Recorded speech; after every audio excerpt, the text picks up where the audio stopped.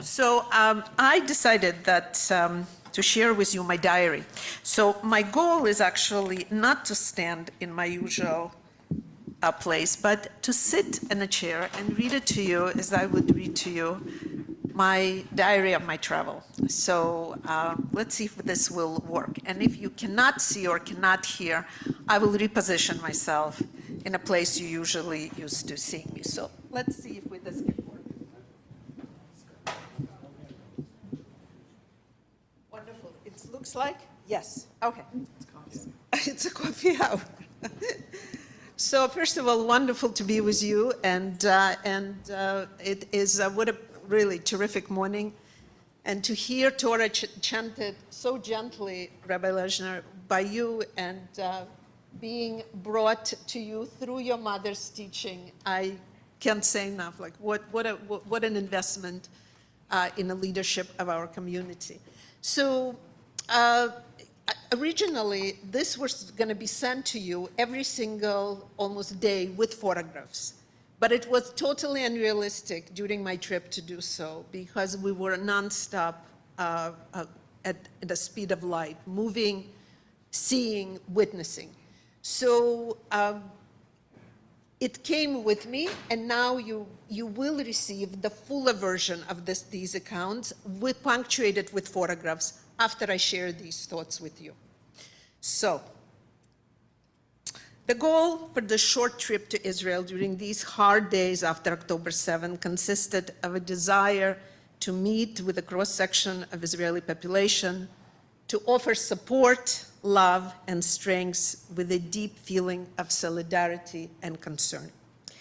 From the moment of landing in Tel Aviv, it became very clear that this was the right thing to do, and the only thing was missing were you to accompany and to do this together as a group, as a community. Entering hot Tel Aviv air, upon exiting the airport, I inhaled an odor of cigarette smoke all around me. Not being used to the smell, I sneezed. "Would you like a tissue?" somebody said behind me. I turned around and I met with the brown, suede, dark eyes of a man who genuinely enjoyed his cigarette and genuinely was concerned about me. "Where do you come from? Do you have family here?" I knew right away I've landed in Tel Aviv. If I was sleepy, I was no longer sleepy. I was awake. Within moments, I learned that this gentleman's son was in the army and had been deployed to Gaza twice. His son served in the Golani Brigade, a Purple Beret. "This generation surprised us," said the man with a cigarette, as he blew his smoke to the side. "We thought they were spoiled and indifferent. But we learned that our young people are strong, courageous, and love their country. None of them want war. Awareness of war, loss, and fragile hope was all around me." The man put out his cigarette and said, "Thank you for coming to Israel. Thank you for showing your support, solidarity. We are your people, and we are your home too." At my feet, I held my carry-on luggage. I was not going to check the treasure with the other things I was going to carry. Supporting letters to young men and women, Israeli soldiers. These letters decorated with sweet rhinestones and appliques by members of Darchei Noam, written cards with sensitivity, a prayer, caring words. My task was to deliver these letters on behalf of you. I promised Miriam Bester that I will do so in person, because the package was returned originally when it was sent. And next morning, early, This was our first task. We made it to Tapiot, already in the heat, towards our destination. The address was found, but in a building, but the entry door to the office was nowhere to be found. We circled several times the building and felt absolutely defeated. What will I say to Miriam? And to all others who took their time to write these sweet cards to the young people, men and women. Frustrated, but determined, I was not gonna give up. I entered a furniture store located in the same building. I love to shop.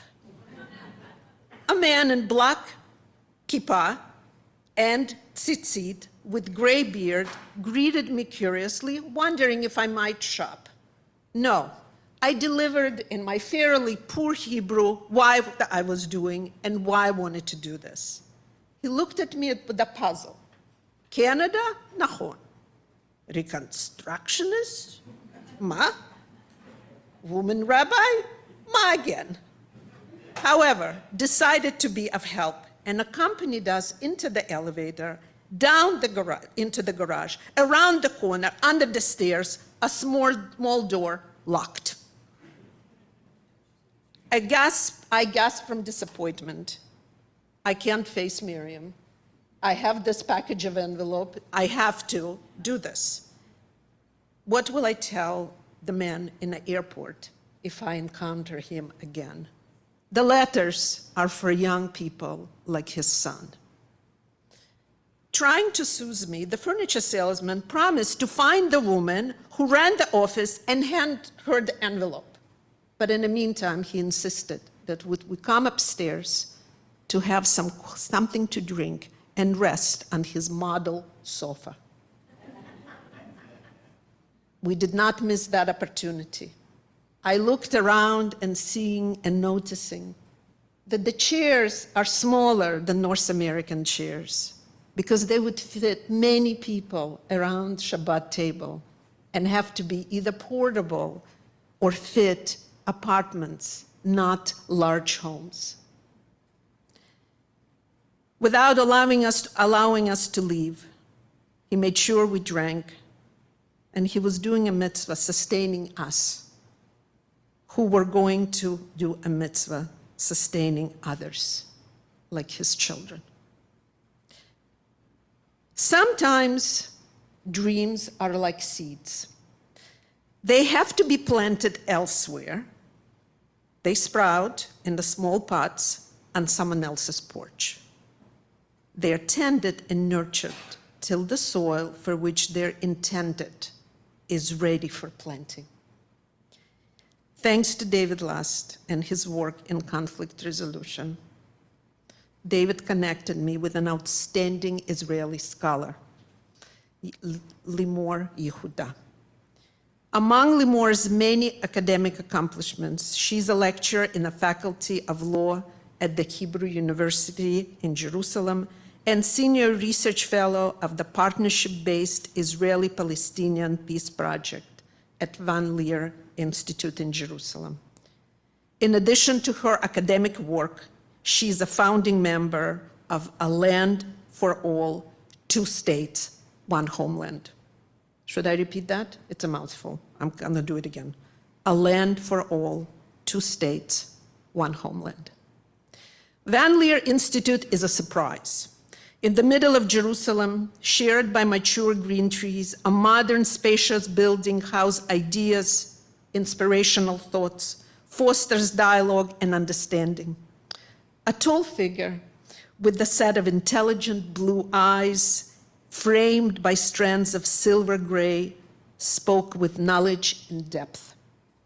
In our conversation, Limor shared with us her vision of 2-state solution, where Palestinian and Israeli states live side by side, moving from paradigm of separation towards a future based on power sharing and shared interests. Limor and I both agreed that discussing these issues of 2-state solution during time of war is a very difficult task. War makes people retreat in their respective camps. We understood, however, that this dream needs to start now. Impressed by her intellect, knowledge, and vision, I asked Limor if she would be willing to speak or to teach a class for members of our community interested in learning about her work. Her beautiful blue eyes lit up in a positive response. Let's talk about it. I promised her I would bring a group to the Van Leer Institute. As we left Institute, I imagined that in my palm, I held the magic seeds of a beautiful plant called hope. A young, energetic man named Shalom greeted us at the door of Pantry Packers, a Lubavitch organization committed to relieving food insecurities in Israel. Since October 7, its base grew by thousands more. Displacement and destroyed communities resulted in an increase of food insecurity about all population in Israel. Operating since 1700s in Israel, in Jerusalem, this organization has helped Jewish people in need. Large containers of red lentils, barley, corn flour, packaged into manageable 500-gram containers, packed into boxes for the families. Hundreds of mission groups from North America, along with B'nai Mitzvah students, packaged and organized these supplies. By the time we arrived, much of the day's packing was complete. The center feeds 33,000 households in Israel. We arrived at the last volunteers for the day finished their task. Energetic manager was delighted with our arrival, Shalom, and his old janitor recently quit. A new janitor had not yet started. Equipped with brooms and air gun. Oh, I love that tzedka. That was really something. Have you ever cleaned with air gun? You should get one. Boy, does it blow. Right? Equipped with air gun, Joel and I swept and blew lentils, pearl barley that had escaped packaging, I brushed with my hand along the pleasant surface of millions of grains that sustained our people. I asked Shalom where the food comes from, pointing to large quantities and these humongous containers. His response made me choke. Ukraine, he said. Up to the war, it was Ukraine. Before the Russian invasion of Ukraine, Ukraine has been the major supplier of high quality, affordable food for Israel, the food for insecure Israelis, Jews and non-Jews who are in the need. In this strange and painful story, I found hope. I thought of my grandmother Bronya, who ran and hid from Ukrainian peasants during the pogrom. Would she be able to believe that Ukraine has a Jewish president, developed a warm relationship with Israel, and supplied Jewish most needy with high quality food? I promised Shalom that we would be back with the representatives of my community, and together we will fulfill the mitzvah of feeding the hungry and praying that one day no one in the world should be deprived of food. The day continued, next day, with the hands-on activities, tying tzitzit. We wear talit every Shabbat. What makes four-corner garment your prayer shawl are these things that are attached to it, tzitzit. Commandment comes from the book of Numbers, Dvarim, where we're commanded to wear four-corner garments marked by the tzitzit. Just if you think that this is done by the machine, you're absolutely wrong. It is done by hand tying of this garment. And it takes quite some time, and you have to be trained to do it. For many traditional people, four-corner garment is worn also not only during prayer, but on the inside of their clothing. It's called talit katan. Even so practice is usually observed by Orthodox men, there had been a significant increase in desire to wear the four-corner garment under army uniforms for secular Israelis and Druze who serve the army.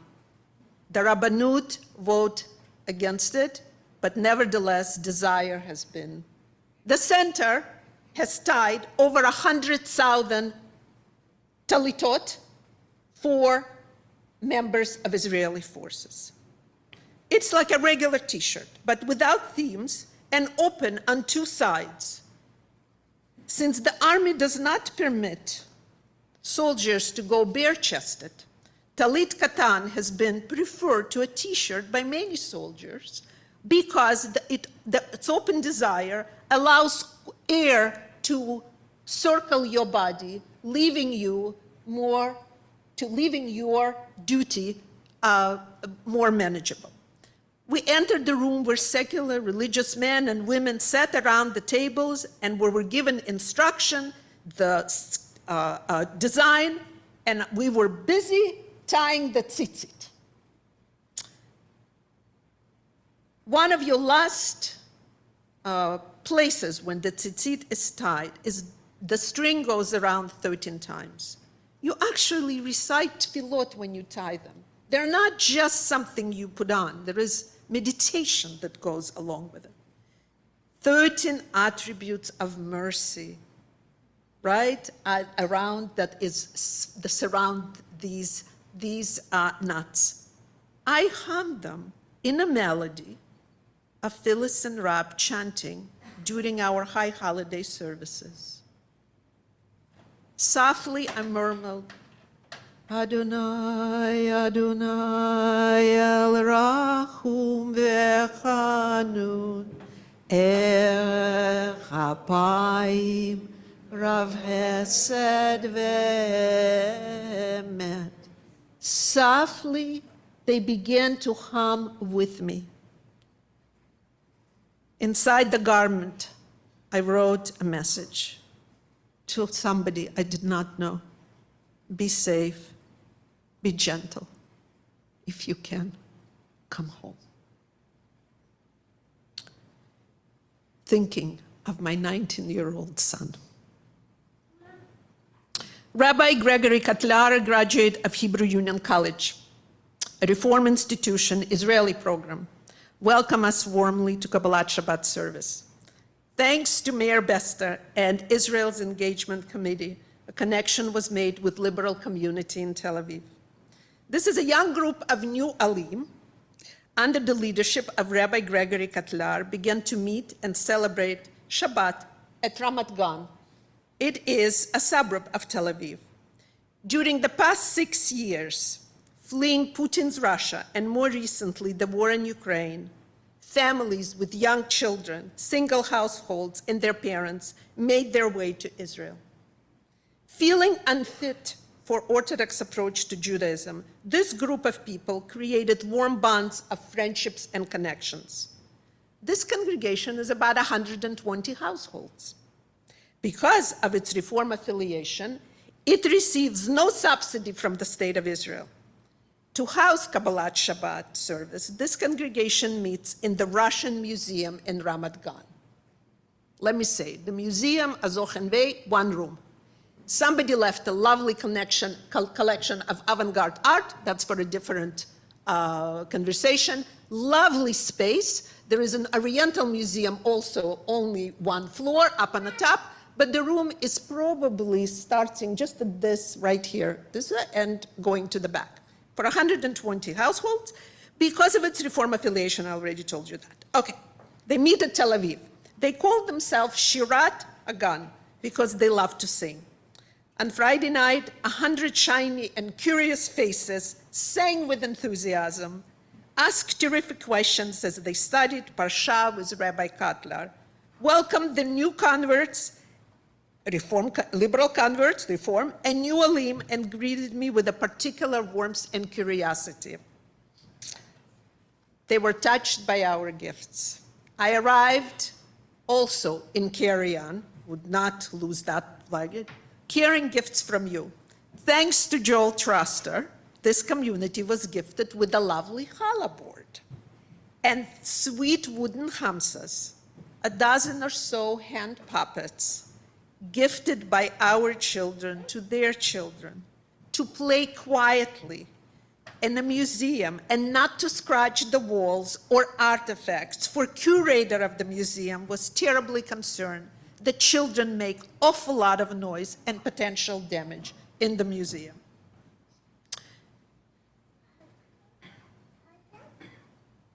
A thin, worn-out prayer book, combination of Hebrew, Russian, and Russian transliteration guided our prayers.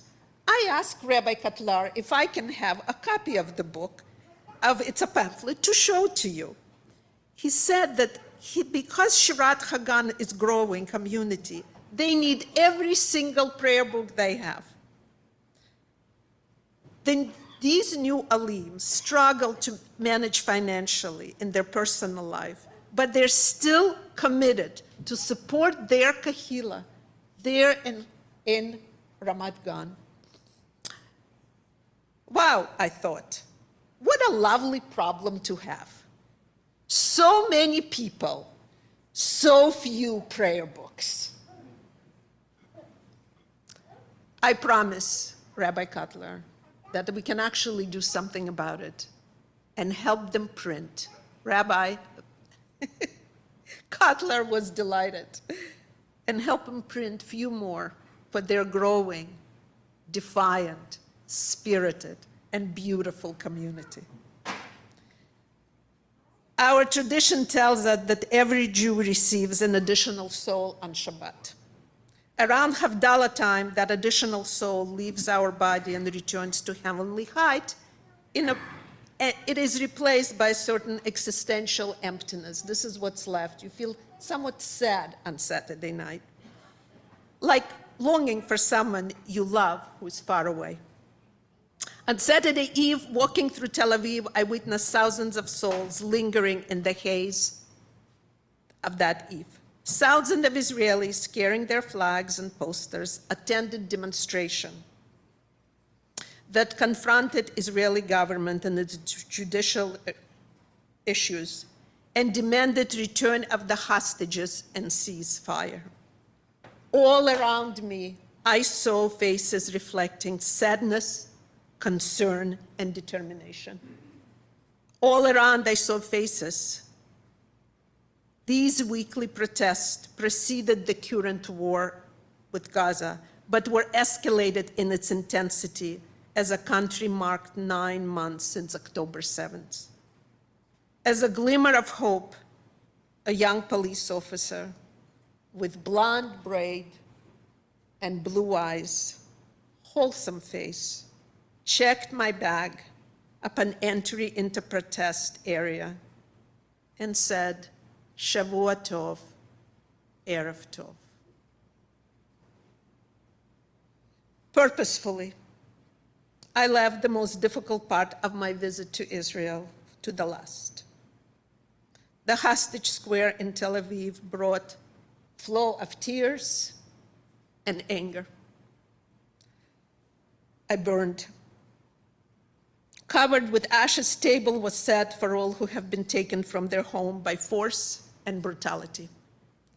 Seeing an empty child's high chair opened the gates of tears. I stood motionless and depleted. On my left, I heard a group of people reciting psalms, and not too far away from them, a group of high school students with their guide sat around the circle discussing and processing the war. But my attention was drawn by gentle cooing of a child. Sitting on a wooden bench under a tree, a mother cuddled her baby. I wanted this to be the last image before I left. Joel took my hand and walked me out of the square. No more than 50 feet down the street, we band around the number of young women with their strollers. Some were carrying small Israeli flags. Some held their toddlers and babies who were dressed in yellow sun hats. I could not resist and pause to comment on their beautiful children. The group were on their way to join the mother at the square. This time, I began to cry for joy. I asked their permission to take their picture and told them that I will share their message of strength and hope with my community. Then they thanked me for choosing to come to Israel in this very difficult time. In that this solidarity meant everything to them. I reached for my phone to take a picture as a young, long-legged soldier passed me by. He walked fast in that humid Tel Aviv afternoon. His tzitzit flew around him like mini sails. He did not wear a yarmulke. Where does one find hope in the time of darkness? Everywhere there is a human spirit that dwells. What is impossible in one generation is possible in the next. To make it our next destination, we flew from Tel Aviv to Iceland through Munich. We were detained by a broken X-ray machine. Having time to notice my surroundings, I looked out window. Again, I thought of my grandmother. The white wing of an airplane waved at me. It had a Star of David on it. 80 years ago, this idea would have been impossible. An Israeli airplane stopping to refuel in Germany, carrying an ex-Soviet female rabbi to its destination in Iceland. To my dear community, I miss you, and upon my return, I will share with you more stories and messages received on this extraordinary trip. I put my writing aside and concentrated fully on becoming engaged to Joel Cooperfine, who has been an inspiration, support, and dear partner in this journey of hope. Good to be back.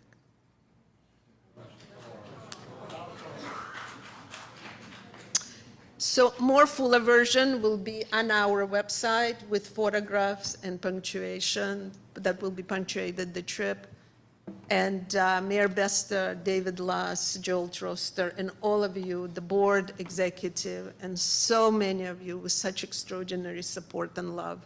I carried you with me every step of the way with such pride. We need to go, and we will discuss these efforts in the time to come.